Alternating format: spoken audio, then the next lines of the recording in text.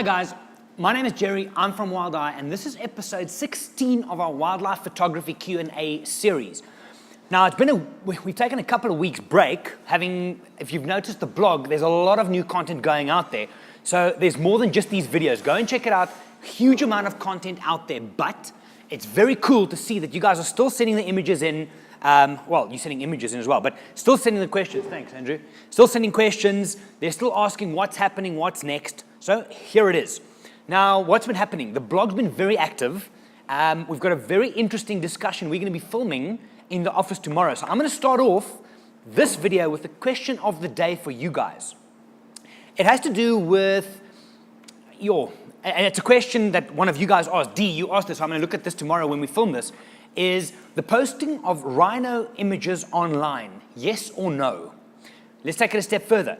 If you post that, I've posted images of rhinos in the past, and I've said this was taken in Madikwe or the Mara or Sabi or whatever, and people will come down on you like a ton of bricks because, oh my goodness, you can't say where it's been taken because the poachers are watching Facebook and so on and so forth. So, short question of the day for you is, what is your feeling on the posting of rhino images online and saying where that image was taken? Over lunchtime in the office here, we started the discussion, and it's an interesting one. So we're going to be filming our answers in the next episode, so make sure you watch out for that. For now, let's get into your questions, episode 16. Here we go. Deb asks, there are many places where I shoot from my car with a 5mm lens sitting on a beanbag on my car door. Is a beanbag as stable as a tripod? Should I have image stabilization turned on or off using this technique? Deb, this is an interesting question, and I just paged through some of the stuff we're going to look at now. The next question, we're also going to look at image stability in cameras. Now, theoretically, when you shoot off a tripod, your image stability should be off. It's because of how the gyro sensors work inside that lens. Shooting off a beanbag it'll depend on a couple of things. Is your motor, like if you're shooting, I'm taking it from a beanbag, shooting from a car, yes? Is the car turned off? If the car is not turned off, there's a certain amount of vibration that's going to happen, so I would keep it on. If, for example, you're going to be moving around a lot, twisting on the beanbag, I would keep it on. If you can set that camera on the beanbag, keep it nice and straight and fire like that, you can turn it off. So I would personally, when I shoot off a beanbag, which is not all that often, I keep it on, I don't change it, because the beanbag for me won't stay there for long. I'll put it down, I'll shoot, I'll maybe change a couple of times, but like I said, if you're going to keep that camera on the beanbag for an extended period of time, that's when I would look at turning it off. And when I look at this next question, I just pasted these now, Dave, the next question's also got to do with the image stability modes and when you should change from one to the other. So Deb, short version, if your engine is running, leave it on because there's vibration. If you're going to put that camera down on the beanbag and keep it there for a while, stationary, not moving, then you can switch it off as if it's on a tripod. But let's dig into the next question as well, which will link up to this. Dave asks, when using long lenses to photograph birds in flight and using shutter speeds in excess of 1,000th of a second, some photographers turn off the eyes as they say it slows down the tracking. My question is, wouldn't it be best to leave the mode 3 eyes as the default for shooting birds in flight? That way you would get the best of both worlds. Dave, the short answer to your question is yes. The image stability mode 3 for bird photography would be the right way to go for the question that you ask here. Now, first of all, I'm assuming it's a typing error in that you're not going to photograph birds in flight at 100th of a second, but rather a 1,000th, because otherwise you're going to get some very blurry stuff. So let's just back it up a touch, and this links to the previous one as well. Image stability. So what you have in your lenses, you have a big lens, and there's a whole bunch of glass elements inside that bends the light in different ways. Now, when a lens has image stability built in, what you find is that one or two of those elements have gyro sensors, and they're kind of loose. So if you look at the big picture on the lens, they can move inside. And those gyro sensors will sense where the vibration is, and it'll compensate for it by keeping those elements still, which means the light isn't bent in wrong ways, which results in soft images. Too quick? Reverse 30 seconds and watch it again if needed. So what happens is, specifically for, you mentioned the Canon IS3, normal image stability is any kind of movement, IS1, any kind of movement that gets picked up, the lens tries to compensate for. vertical, horizontal, whatever it is, and those gyro sensors will try and compensate for that movement. IS2, which most of the lenses these days also have, is, let's say for example you're doing panning shots and you're following along with an animal.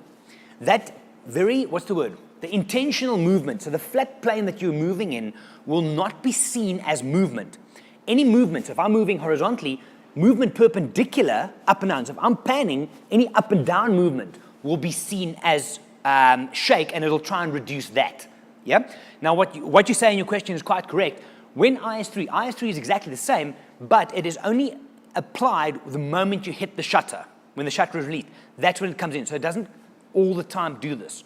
So for birds in flight, where you are going to be panning along with your subject, IS3 is the way to go, because the movement of the lens, which is the specific movement, very specific, that is not compensated for.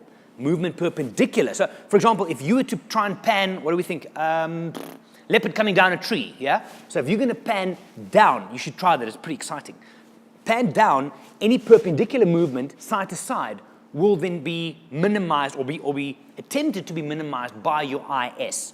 So Dave, you answered the question at the last sentence. Yes, IS3 for you shooting birds, but remember, not at a hundredth of a second, go a little bit up, thousandth. Anand asks, where can I get your photos to download it? Anand, I'm going to answer your question with why. Where can you download our images for use? First of all, what's it for? That's really it, hey? I mean, if you want to use it and print to put on your wall, get in touch, we can make a plan. If you want to go and print a big billboard and advertise wildlife photo safaris, definitely get in touch, I can help you with that. If you want to go and sell them on, that ain't going to happen.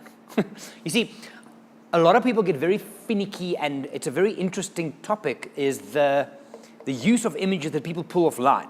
Now, often, especially on Instagram, it's happening now as well, is people will take someone else's images and post it on their feed, purely to have a page where people come often because there's great images. So they'll go and look at other people's great images, post it on their own page, aggregating all the content, and they get made to look good. So I've got no problem with you wanting some of our images, but drop me a mail, I'll drop it in here. Check, here's the email address, and tell me why. Joni asks, how do you use the focus mode to lock focus to recompose so you can have your animal to one side and keep the whole photo in focus? Joni, another nice technical question which I think a lot of people can benefit from, so very, very nice one, is how do you, so the question relates to focusing on a subject in the middle of the frame, recomposing, meaning you move your frame, which will move the subject off center, and then firing. Now what will normally happen, if your camera is set up to default, what will happen is your center focus point will focus on the subject. If you release the focus, depending on how your camera is set up, you move, the moment you reconnect or press the button again, there's an instant where the camera is going to focus. But now, that center point is not on the subject anymore. It's going to focus on something either in front or way behind the subject, refocus, and that leopard, lion, cat, or Auntie Betty is going to be out of focus. Okay, so what we suggest, and for wildlife, Joni, you're on Big Cats with me next year. So we will do this again, but for now, go and try this. You need to set your camera up to back button focus. Andrew's done 3 blogs, and I've mentioned this in the videos in the past. I'll link to them again in the YouTube page. Here are the blogs, links to the ones that Andrew did on back button focus. What happens? You disconnect your shutter button. So if you're using your index finger, that's only used for focusing. Oh, sorry, damn it. You see now, I'm saying focusing in this whole thing. So I'm not going to cut this. I'll just rewind a little bit. Holding your camera like this, you use your index finger only to trip the shutter, to take that image, and then to do metering, all built in. What you've done by disconnecting the focus of the front is you use the back button, AF on button on most cameras, to focus. I can then focus on you, hold it halfway in, release the back button, move around. When I then press when I release the trigger, when I push the shutter button, it's not going to focus because it's disconnected. Yeah? So you can then recompose all you want, fire at will, as long as that subject stays still. Remember, that has to do with the distance from you to your subject. So if you're looking at your computer screen now, for example, if you were to focus on me on your screen, you can move around all you want. It's when the distance between you and the subject increases or decreases that you need to refocus. But that's the short one. Focus on back button only, not on the front one, recompose. When you then trip the shutter, you're not focusing. It'll just shoot as the focus is set. Good question, but like I said, go and check out Andrew's 3 blogs, hey? There were 3 on the back button series. Yeah, so I'll put all those links in. Go and check it out. Very detailed, very informative, and that should help you. And then we can play with that in Kenya next year. You're going to definitely use that. Right, quick and easy one. Only 4 questions, but the next episode should be very, very interesting. Again, question of the day, like I said in the beginning. Tell me what you think about posting images of rhinos online and saying where it was taken. Because, okay, let me jumpstart this. One of the things that came up is people say, for example, oh, you shouldn't post an image of an elephant in the Kruger National Park because then the poacher's going to know there's elephants in the Kruger National Park. Duh. Really? It's kind of obvious. Yeah?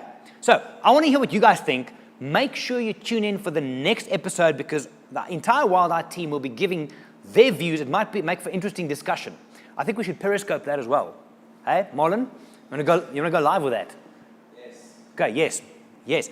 Check us out on Periscope. I'll put those links in for you as well. We're still working on 1 or 2 tech sides of it. Check it out on Periscope and we'll put some of that live in as well and you guys can get involved. That's it for now. That's episode 16. 17 coming up. We're going to be talking rhinos. Should make for interesting discussion. My name is Gerry. I'm from Wild Eye. I will see you guys next time.